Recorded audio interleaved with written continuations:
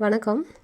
இன்றைக்கி கோயம்புத்தூரில் நடந்த ஒரு சிறுமியோட கற்பழிப்பு கொலை ரொம்ப ஒரு தீவிரமான விஷயமாக போய்கிட்டு இருக்குது.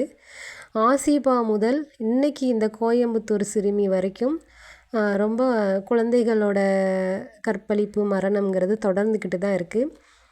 விஜய் சார் கண்டிப்பாக இதற்கான ஆக்ஷன் ரொம்ப தீவிரமாக நீங்கள் எடுக்கணும். ஏன்னா தமிழ்நாட்டில் இனி எந்த இடத்துல என்ன நடந்தாலும் சரி, அது உங்களோட பேரை தான் இப்போ கெடுக்குது. விஜய் சார் ஆட்சியில் கற்பழிப்பு கேஸு, விஜய் சார் ஆட்சியில் கொலை இப்படின்னு ரொம்ப ஒரு இதை அரசியல் ரீதியாக கொண்டு போகிறாங்க. ஒவ்வொரு வீட்லேயும் போய் விஜய் சார் காவலுக்கு நிற்க முடியாது.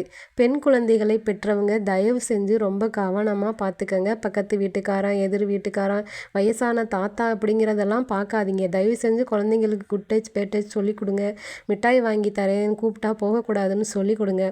அப்புறம் விஜய் சார் நீங்கள் அவேர்னஸ் வீடியோ குழந்தைகளுக்கு கண்டிப்பாக நீங்கள் பேசி போடுங்க. நீங்கள் சொன்னால் குழந்தைகள் கண்டிப்பாக கேட்பாங்க. விஜய் மாமா சொல்லியிருக்காங்க, மிட்டாய் கொடுத்தா யாரும் போகக்கூடாதுன்னு சொல்லியிருக்காங்க, அதனால் நான் போகமாட்டேன் அப்படின்னு கண்டிப்பாக குழந்தைங்க கேட்பாங்க.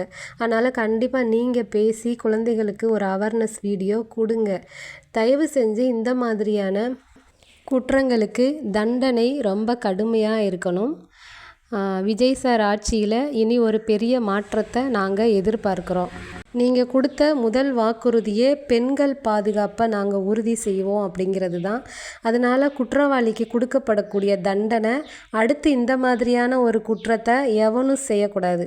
அந்தளவுக்கு ஒரு கொடூரமான கொடுமையான தண்டனையாக இது இருக்கணும்.